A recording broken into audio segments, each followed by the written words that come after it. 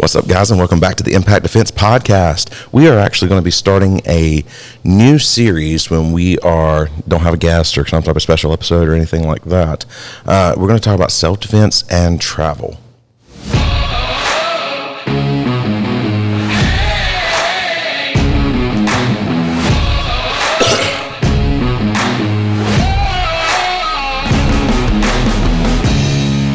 Today is all about self-defense and travel. Yes. Being safe when you are traveling. And it's become just kind of normal lately where Kylie's just not with us as much right now. So it's just me and Jada yet again. And because she's lame and still in high school and having to do schoolwork and stuff. Yeah, schoolwork gets in the way of so many fun things, All right. Well, anyway, first off, the blackout flavor of the week is everyone's personal favorite flavor, I believe, right? Is this your personal favorite flavor? No, it's not. That's right. Yours was the what? Cinnamon one. The cinnamon. I like the cinnamon one. That's but right. This would definitely be my second. I think, okay, this is basically everyone else's personal favorite flavor except for you and Kylie. It was originally... For Kylie, it's the caramel. For you, it's the cinnamon. It was originally my favorite, but the more I had the cinnamon, the more I grew to enjoy the cinnamon the most. Okay. Yeah, so far that's been my least favorite. But this one's chocolate cherry.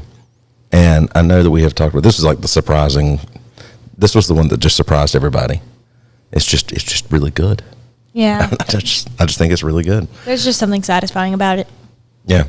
And I have never, ever been the type for fruity kind of coffee. Mm-hmm. I did not like fruit flavored coffee in any way whatsoever until I tried this. I was really reticent to try it, but once I did, I was pleasantly surprised. If you guys would like to try that or any other flavor or just any other basic, normal kind of coffee they have, like Brutal Awakening, that it looks like Jada might need. I just yawn. It's still early for me. Go over to impactgear.live/coffee. And if they don't have a sale going on right now, be sure to use the coupon code ImpactDefense because that will at least get you 10% off of anything that you purchase there. All right. It is time for the news story. Now, Jada normally has the news story, but I heard about this one and I had to kind of take over the news story because I thought this was very entertaining. A 91-year-old used his cane to defend himself in an attack by a robber who was attacking him with his own cane. What? The NYPD says it happened around 6:30 a.m. on a Monday morning. The elderly man was sitting on a stoop when a man walked up to him and demanded cash. A victim gave $4 to the man, but he demanded more cash. The robber, who walks with a limp, then attacked him in the head with his cane. The victim defended himself with his own cane, and the attacker walked to a bus stop at Avenue J, where he boarded an eastbound B6 bus. The victim, who suffered head pain and a laceration above his eye, was later transported to community hospital in stable condition. The NYPD released a video of the suspect in hopes that someone could identify him. Wow. And that was our news story.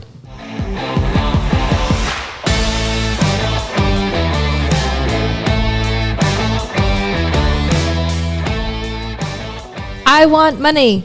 Well, here's $4, Sonny. Wait, here we go. Nope, that's not enough. Is this actually Is this video? a video? Oh, we got to get through an ad. Ugh.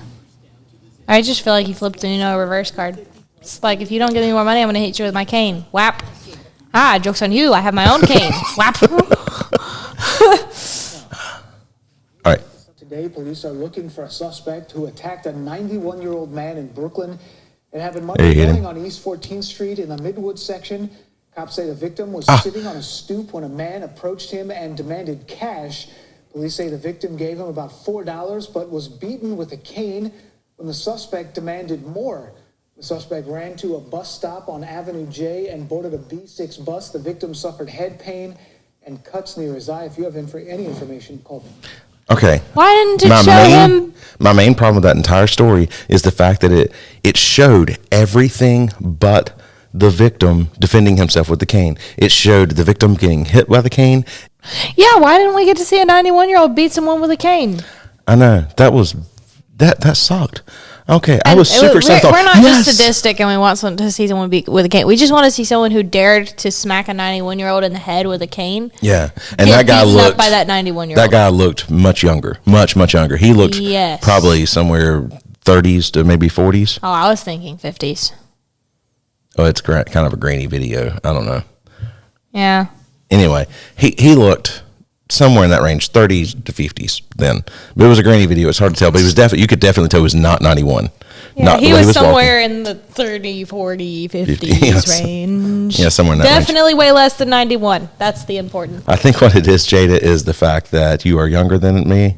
So I look at someone and assume they're younger, and you look at someone in that age bracket and assume they're older. So they're probably my age. I mean, that's I really don't think they're your age. I'm just.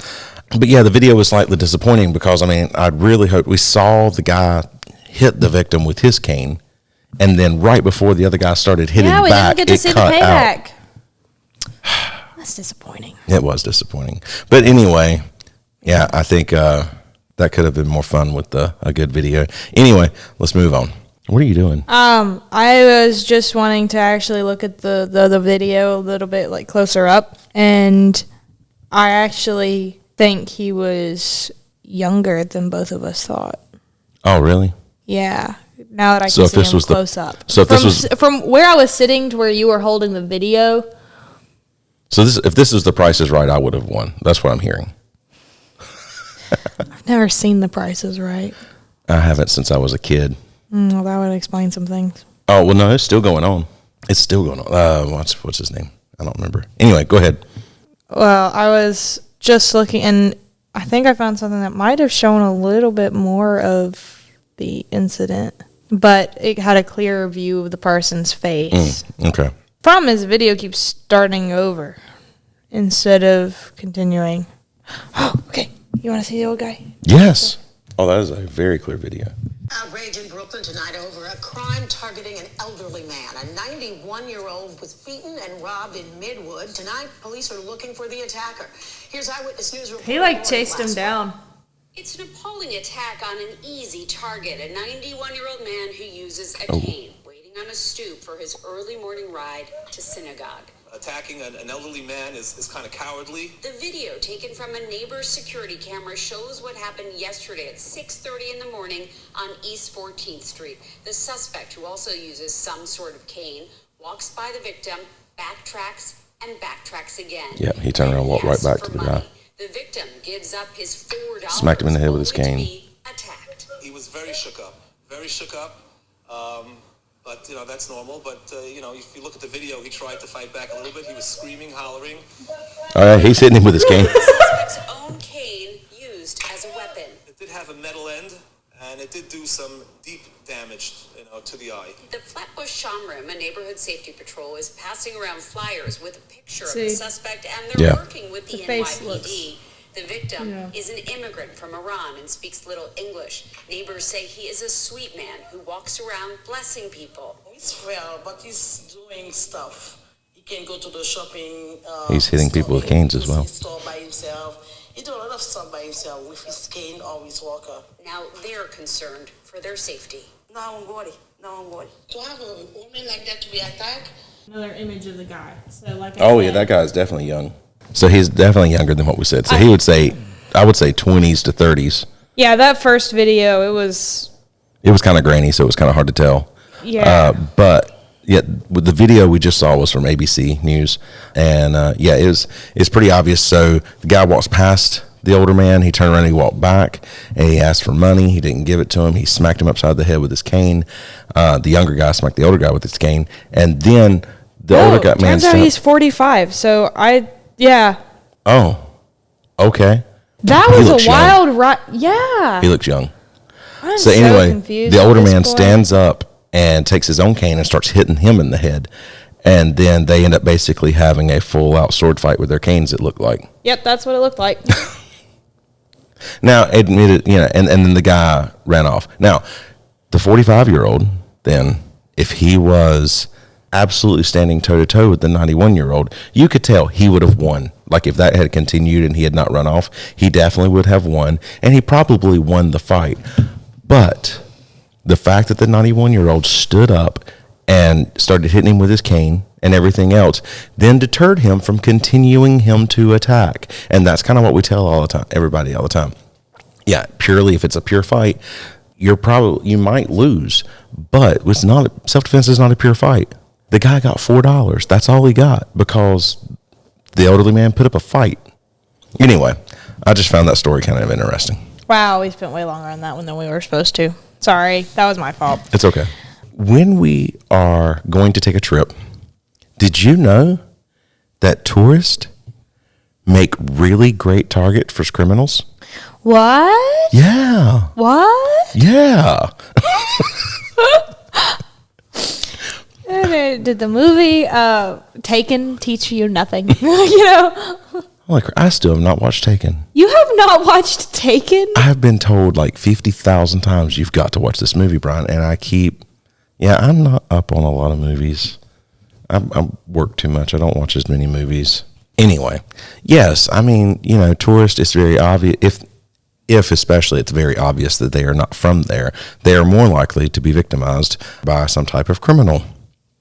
I know that's not shocking in any way whatsoever. Okay, so we're going to kind of talk about some of the things that you want to make sure you do over the next several podcasts. Like I said, when we don't have like a guest or some type of other special thing going on, this is what we're going to be talking about. And today is just kind of preparatory. So you want to make copies of all your travel documents, like passports, credit cards, ID, itinerary, boarding passes, hotel receipts. You want to kind of have a copy of all of these things in case something is stolen from you, and keep it not on you. And that way your copies and your originals are not together. So if somebody steals a bag and takes everything, then you still have something with all of your information. Yeah, so one of the biggest important things would be to just not keep all of your documents in one place. Yeah. It's super important because if you've got all your documents in one bag, everything you have in one bag, and I steal that one bag, you're freaking screwed. Now, You're less screwed if you have copies of everything, like I said, but you're still freaking screwed. Mm-hmm. Also, another thing, you don't want to be in a place where you have all your documents out, or really any of your documents out, looking at them in a public place. People have been known to take pictures with cell phone cameras and then use that later to do some type of other things, like to your identity and crap like that. So you want to do things that's going to kind of keep your identity private. You don't want to like have it out there in the open. And too many times people will walk up, especially if they're traveling to like across the country or something crazy like that. Mm-hmm. You go over there and then you lay everything out on the counter at the check-in, and then all of a sudden somebody takes a picture of it who's standing behind you or something stupid like that. Yeah, one of the things I did when I was in Curacao was I had basically it looked a little bit like a fanny pack, but it was fairly clear, and that it was waterproof. Mm-hmm. And the top rolled down to kind of seal it, and then you strap it around your waist and slide it under your clothes. Okay. And it lays like a fanny pack, but it's under your clothes. Yeah, I got you. And it makes everything very difficult to see.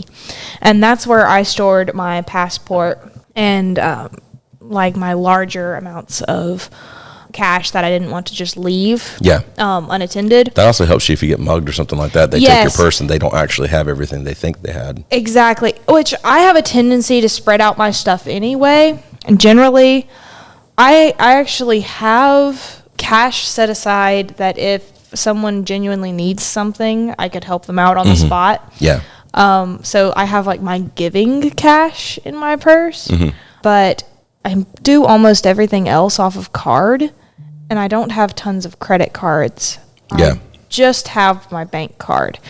And if I go to a gas station or something, the only thing that's in my purse is my giving money, stuff that I'm not going to use for myself. Yeah. Anyway, I tend to spread things out anyway. But when I was across seas, it was very important for me to have my very valuable stuff attached to me under my clothing, and then anything else, like just little bits of spending money for that day, that would be on my person outside of that, so that if No, push that's a good came to idea. shove, I like that. they didn't know that it was there. Yeah.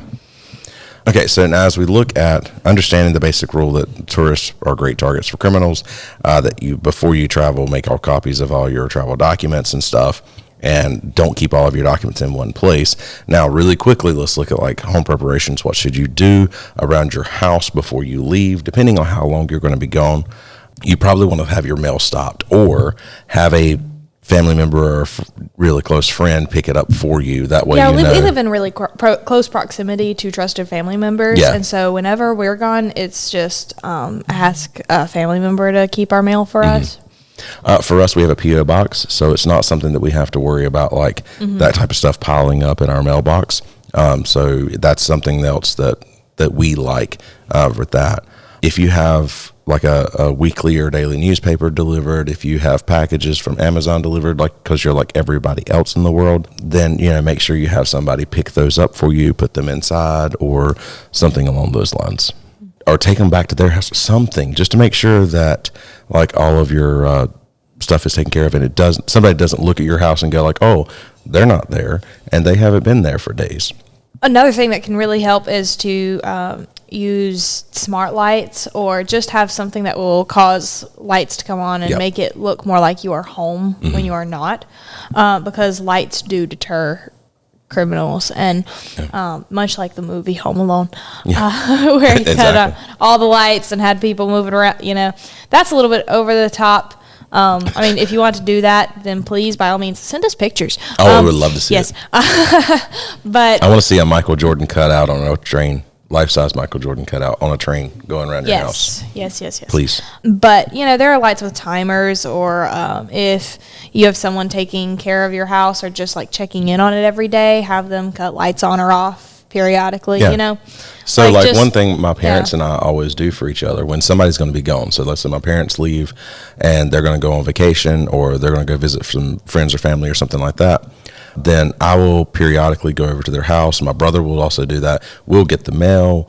We might move their vehicles around for it. Well, I'm kind of jumping into the next point there. But when we move their vehicles around for them, we will change the lights that are on and all that kind of stuff. Because and they do that for us as well. When we're gone, like there was this. Oh dang! It's been almost 2 years ago at this point in time. I actually had to go about 4 hours away, and I was teaching. We were gone for like 10 days, and I was teaching some stuff down at Myrtle Beach. That was fun. Where I was teaching active shooter events. I was teaching.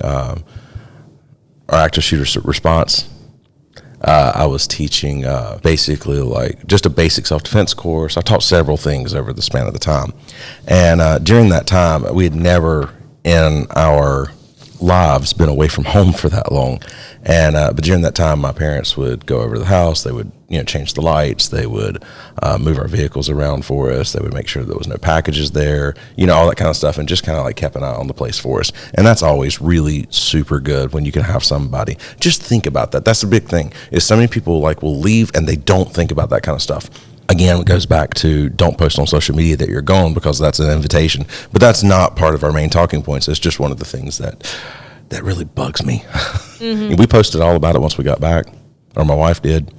I don't really post a whole lot. But anyway, yeah, that's just some things that we want to think about when we're looking at traveling. When you're about to go away for any length of time, Just make sure that you have things set in order for when you're away from home. Exactly. Have things set in order at your home. Make sure that you are informed about the location you are going to. Yes. Especially if it's a different country. and Part of we're the going to get into reason, that as we go in. yes, part of the reason tourists are such a big target is just because of how little they actually know about what's really going on around them. They could assume something's normal when it is not. You're just out of your element. Yeah. And so you're an easier target.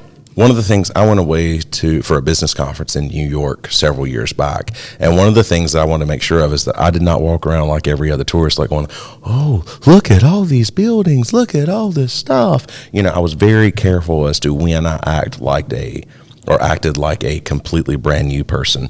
Now, admittedly, there was a guy that we quickly became friends. We were at the same conference. He was from Florida, but originally from India. And we were up there during the winter. So there was loads of snow. There was more snow than I'd ever seen in my life at that point in time.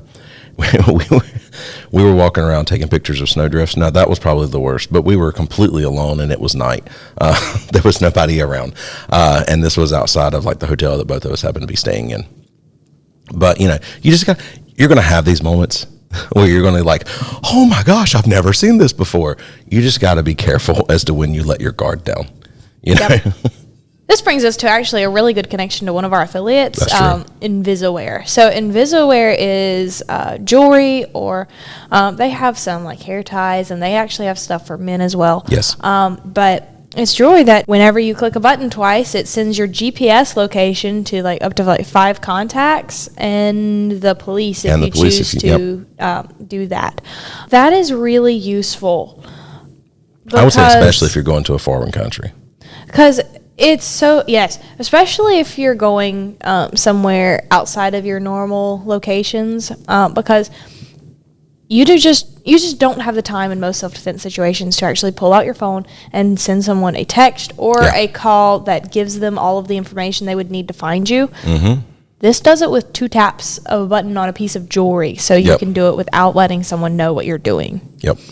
Yeah, if that's something you're interested in, you can check them out at Invisaware. That's INVISAWEAR.com. And be sure to use the coupon code Impact Defense. We'll get you 10% off of anything over there. They are pretty freaking awesome. I know we've gotten, the first one came in, Kylie loved it. We've given one away, or we've given some as gifts as well. It's pretty awesome.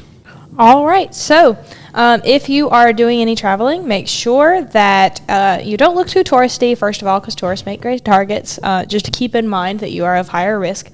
Make copies of all your travel documents, passports, credit cards, ID, itinerary, boarding passes, and hotel receipts. Don't keep all of your documents in one place. When checking in, don't have everything with you. Don't have documents out in the open for long periods of time. Criminals can take pictures with their phones. Home preparations, make sure that you stop mail or just have someone pick it up for you. Get someone to collect anything that is being delivered to your house for you.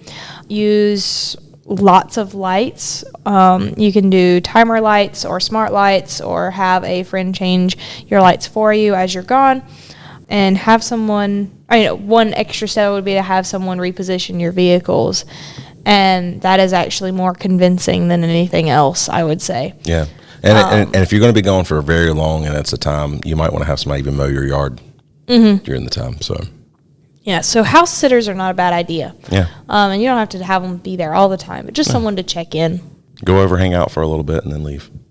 Yep. Activity around a house is a really, really good thing, especially if you're not there to deter criminals.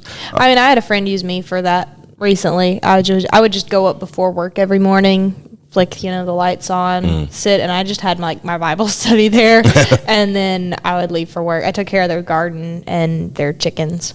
Oh, that's cool. That's cool. All right, guys. So thank you for listening to the podcast. If you have not, be sure to rate us and write a review. You can do that on many of your podcast catchers. I think there's more all the time. If you do that, and if it's not on Apple Podcasts, be sure to kind of send us a link over to Brian at impactdefense.online. And we will see you in the next one.